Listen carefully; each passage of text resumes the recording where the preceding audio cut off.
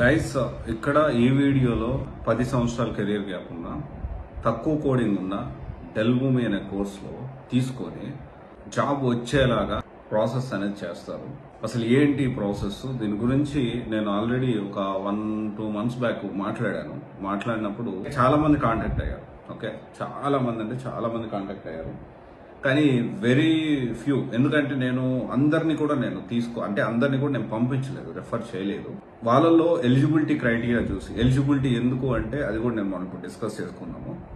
So వాళ్ళల్లో eligibility చూసి ఆ క్రైటీరియా అండ్ వాళ్ళ కమిట్మెంట్, కమ్యూనికేషన్ ఇవన్నీ కూడా చెక్ చేసి ఫిల్టర్ చేసి కొంతమందిని మాత్రమే, అంటే చాలా మంది కాంటాక్ట్ అయ్యారు. చాలా మందిలో నేను డెఫినెట్లీ అందరినీ కాదు, డెఫినెట్లీ ఇది పెయిడ్ సెషన్స్ తీసుకొని కౌన్సిలింగ్ లో అతనితో మాట్లాడి అతను సూటబుల్ అవుతాడా లేదా అని ఒకసారి చూసి, ఒకవేళ సూటబుల్ కాకపోతే వేరే కోర్స్ కూడా నేను సజెస్ట్ చేసి, లేకపోతే వేరే ఇన్స్టిట్యూట్ ఎక్కడన్నా కానీ సజెస్ట్ చేసి కొంతమందిని ఫిల్టర్ చేసి కొంతమందిని తీసుకున్నాం. దాంట్లో కొంతమంది సక్సెస్ఫుల్ గా వెరీ రీసెంట్ డేస్ లో జాబ్లు అయితే వచ్చాయి. అయితే ఇక్కడ మనము ఇదంతా కూడా నేను ఇప్పుడు మళ్ళీ ఎందుకు చేస్తా ఉన్నానంటే, దెర్ ఇస్ ఎ స్కోప్. ఇక్కడ జెన్యూన్ గా ఒకరు ప్రాసెస్ చేస్తున్నారు. 10 సంవత్సరాల కెరీర్ గ్యాప్ ఉన్న minimum 10 to 11 or 10 to 13 lakhs package వరకు ఇప్పిస్తూ వాళ్ళతోటే ట్రైన్ చేసి క్రాక్ చేపిస్తున్నారు అంటే ఖచ్చితంగా మనం అందరికీ తెలియజెప్పాలి. ఎంతో కొంతమందికి ఇది యూజ్ అవుతుంది. అండ్ ఇంకొక విషయం వచ్చేసి, ఇక్కడ మెయిన్ గా కమ్యూనికేషన్ అనేది ఉండాలి మనకి. దీంట్లో తక్కువ కోడింగ్ ఉంటుంది, సర్వైవల్ ఛాన్స్ అనేది చాలా ఎక్కువ ఉంటుంది దీంట్లో, ఇది టెక్నాలజీలో. అండ్ ఎలిజిబిలిటీ విషయానికి వస్తే మినిమం 60% ఉండాలి. అండ్ పిఎఫ్లు అవి ఉంటే నాన్ ఐటీలో వర్క్ చేస్తుంటే ఓకే, కానీ ఎలా ఏంటి అంటే కంటిన్యూస్ పిఎఫ్ ఉంటే మాత్రం కొంచెం కష్టం అవుతుంది. అండ్ అంటే కొంచెం గ్యాప్ అనేది కంపల్సరీ ఉండాలి. అండ్ ఆల్సో ఇంకోటి ఏంటి అంటే వెరీ ఇంపార్టెంట్ థింగ్, మార్నింగ్ 9 నుంచి ఈవినింగ్ 5 వరకు మండే టు సాటర్డే ఆఫ్లైన్ లో మీరు అవైలబిలిటీలో ఉండాలి. అంత కమిట్మెంట్ అనేది ఉండాలి, అది చాలా ఇంపార్టెంట్. ఒకవేళ క్లాసులు సరిగ్గా అటెండ్ కాకుండా ఇర్రెగ్యులర్ గా ఉంటే మాత్రం డెఫినెట్లీ ఇమ్మీడియట్ బేసిస్ లో పర్సన్ ని ఇన్స్టిట్యూట్ నుంచి సస్పెండ్ చేయడం జరుగుతుంది. ఇమ్మీడియట్ గా తన మనీ అనేది రిఫండ్ ఇచ్చేసి పంపించడం జరుగుతుంది. అంత సీరియస్, అంటే అంత కమిట్మెంట్ ఉన్న వాళ్ళు మాత్రమే ఉండగలుగుతారు అండ్ చేసుకోగలుగుతారు. అండ్ ఇంకొకటి వచ్చేసి ఏంటి అంటే, ఇదంతా జెన్యూనా కాదా, నేను ఎలిజిబిలిటీ చెక్ చేస్తాను. డెఫినెట్లీ ఇది పెయిడ్ కౌన్సిలింగ్ ఉంటుంది. ఎలిజిబిలిటీ చెక్ చేస్తాను, వాళ్ళన్నీ కూడా వాళ్ళ ప్రొఫైల్, రెజ్యూమ్ అంతా వాళ్ళతో మాట్లాడి డిస్కస్ చేసి, కమ్యూనికేషన్ కూడా ఉండాలి దీంట్లో. కమ్యూనికేషన్ అనేది చాలా ఇంపార్టెంట్. కోడింగ్ అయితే తక్కువ ఉంటుంది.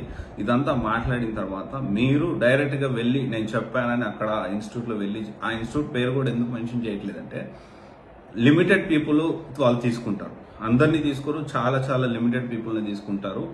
అండ్ ఇంకోటి వచ్చేసి, ఇదంతా నేను చెప్పిన తర్వాత అదిగో నేను చెప్పేశాను వెళ్ళిపోయి అక్కడ జాయిన్ అయిపోతాను అంటే ఎలా ఉంటుందంటే, మీరు చెప్పారు నేను పోయి జాయిన్ అయ్యాను సార్ అలా కాకుండా, నేను చెప్పాను మీరు అక్కడికి వెళ్ళి స్టూడెంట్స్ తో మాట్లాడండి. జెన్యూన్ గానే ఈ విధంగా ఇంటర్వ్యూస్ పెట్టిస్తున్నారా, జెన్యూన్ గానే ప్రాక్టీస్ చేపిస్తున్నారా, జెన్యూన్ గానే రియల్ టైం ప్రాజెక్ట్స్ చేపిస్తున్నారా, ఇది నిజమా కాదా, మీరు స్టూడెంట్స్ తో మాట్లాడిన తర్వాత డిసిషన్ తీసుకోండి. చాలా ఇంత అంటే జనరల్గా ఏంటి, స్టూడెంట్స్ చాలా ఇన్స్టిట్యూట్లు ఏం చేస్తాయి, స్టూడెంట్స్ తో మాట్లాడద్దు, అయిపోయిందా మాట్లాడదా, వెళ్ళిపో అన్నట్లుంటారు. అట్లా కాదు, నేను జాయిన్ అవ్వక ముందు మేనేజ్మెంట్ కంటే ముందు స్టూడెంట్స్ తో మాట్లాడమంటున్నాను. ఓకే, స్టూడెంట్స్ తో మాట్లాడమంటున్నా. ప్రైస్ వచ్చి 3 lakhs అవుతుంది. ఇనిషియల్ గా 25,000 తీసుకుంటారు, జాబ్ వచ్చిన మిగతా అమౌంట్ తీసుకుంటారు.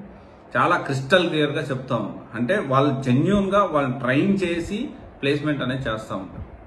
ఓకే, ఇది ఒకసారి ఒకవేళ గ్యాప్ ఉంది. అండ్ ఇంకొకటి ఏంటి అంటే, ఆఫ్లైన్ అవైలబిలిటీలో ఉండాలండి. నేను ఆన్లైన్ లో క్లాస్ వింటానంటే కుదరదు, కంపల్సరీ ఆఫ్లైన్ లో ఉండాల్సిందే. రియల్ టైం ప్రాజెక్ట్ చేసుకోవాల్సిందే.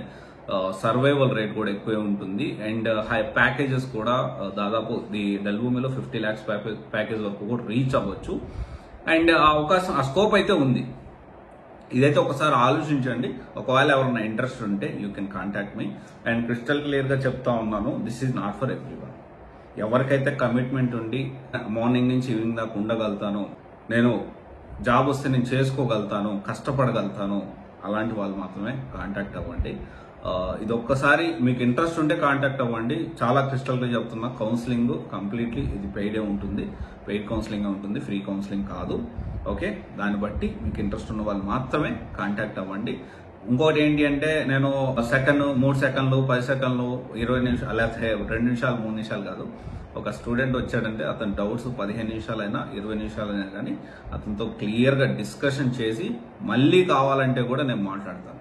అది నేను ఎప్పుడు కౌన్సిలింగ్ గురించి నేను మాట్లాడలేదు, బట్ ఇప్పుడు చెప్తా ఉన్నాను. మళ్ళీ స్టూడెంట్కి డౌట్ వచ్చింది, నాకు మళ్ళీ ఫర్దర్గా 3 మంత్స్ టైంలో నాకు మళ్ళీ డౌట్ వచ్చింది, నేను డిస్కషన్ చేయాలి అంటే నేను మళ్ళీ కనెక్ట్ అవుతాను. అది నాతో మాట్లాడిన వాళ్ళకే తెలుస్తుంది. సో మీరు ఎన్ని డౌట్లు అడిగితే అన్ని డౌట్లు నేను క్లియర్ చేయడానికి రెడీ ఉంటాం. అయితే 15 మినిట్స్ కావచ్చు, 20 మినిట్స్ కావచ్చు. ఓకే, కెరీర్ కౌన్సిలింగ్ అనేది ఎందుకంటే అతని లైఫ్కి సంబంధించిన విషయం, నేను చాలా కమిట్మెంట్తో ఉంటాను ఆ విషయంలో. అండ్ జెన్యున్గా లేకపోతే మాత్రం కొన్ని ఏదైతే జెన్యున్గా లేవో ఇన్స్టిట్యూట్ జెన్యున్గా లేవనే చెప్తాను.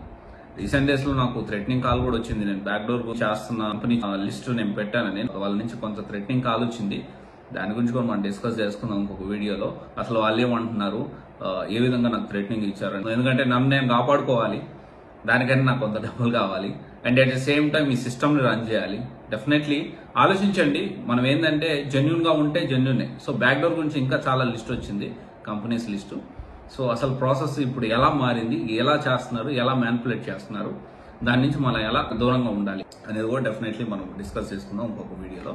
Okay, thank you. This is Raj signing off.